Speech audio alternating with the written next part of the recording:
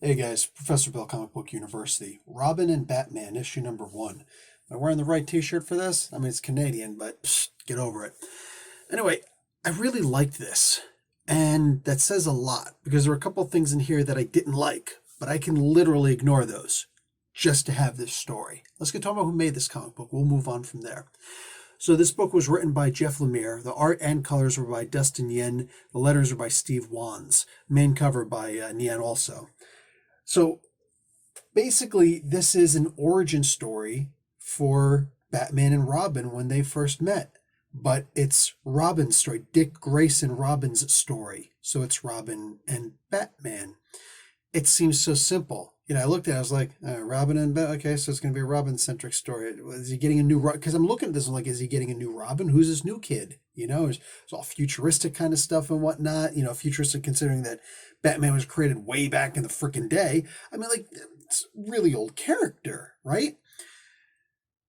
And I didn't understand what was happening at first. There's this kid in this really dark suit, almost looked like Nightwing, right? And then you come to find out why he started wearing the brightly colored clothes. And there's multiple reasons for it. One of them that he was trying to piss off Batman. Guys, literally, as I looked at this comic book and I thought to myself, should I read this comic book? I started thinking about all the things that people say about Batman. Things that are just, they're true, whether you like them or not, because back in the day, it was just about writing and drawing some cool comic books with some really bright and awesome pictures and whatnot, right? But when you think about it later on, especially as an adult, you start realizing Batman put children in danger and made child soldiers, right? I know it's going to piss off a lot of people, but when you really think about that thought to its logical conclusion, that's exactly what he did. So you got to say, well, how come he went and he made dark clothes for himself, but a bright clothes over here for Robin? Because obviously he wants them to shoot at Robin first, right?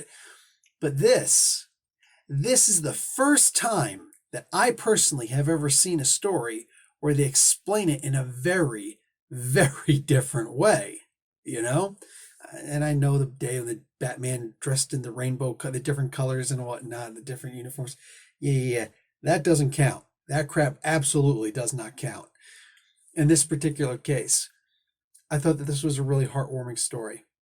A couple little things that I didn't really like too much. I didn't like the idea that Robin thought up the name Nightwing. No, that should have always from the beginning been that Superman told him this story and and that's how it happened, right? I don't want Robin to have thought up the frickin' name. I mean, come on, Keep some things the way that they were always supposed to be. Little things, little tweaks, little interpretations of the original story, maintaining continuity. I love it. I love it. And this is a dark story. It is. And that's one of the things that Lemire really excels at. I think that this isn't a horror story, but I'm going to use the word horror nonetheless. Those horror kind of stories where it's a monster, but the monster isn't necessarily what you think it is. Is it actually a good guy? Maybe. Maybe it's not. But those kinds of stories, those are things that I feel Lemire really excels at. A dark story, but not necessarily a twisted story. A twist, but not necessarily a plot change, right? Killer Croc is in this story. And Killer Croc has a connection to Robin in this. And this connection is so effing perfect that I sit back and I wonder to myself, why was Two-Face or anybody else ever associated with Dick Grayson Robin when Killer Croc is the perfect person to do it? And I never thought of it myself. I never even considered that. I'd like to consider myself a pretty big, Batman and Nightwing fan. And this was just perfect. And I don't think anybody else ever thought of this either. But here comes Jeff Lemire, who says, that's my job, to think of the things that you never thought of, and then tell you that story and make you fall in love with them. This was fantastic. This was a really, really good story. I was almost afraid, more than almost afraid. I was actually a little nervous to read this story, thinking to myself, I'm going to read this story. I'm going to buy this comic book. I'm going to pay money for this book. I'm going to read it. It's going to suck. And I'm going to feel compelled to talk about it because so much of DC has just been going straight downhill for me. I thought, nah, it's Lemire. Let me just give it a shot. And I am so glad that I did. The way that this story ended wasn't something that made me go, holy crap, but it made me look at this and say, that is genius.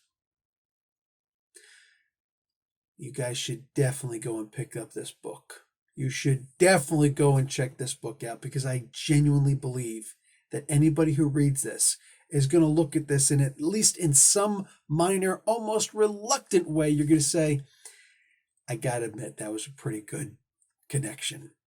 The reason why he's wearing the suit, why he will continue wearing the suit, little other things like the whole techno suit and whatnot, I don't need to see that.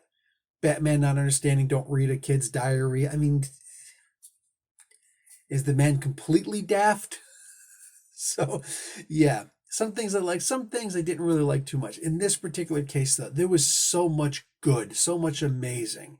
It more than made up for the little things that I'd like to have seen tweaked, right? Fantastic book. Highly recommended this week. Guys, we'll talk to you later. Watch an ad, like the video. Talk to you later. Professor Bill, Comic Book University. Class dismissed.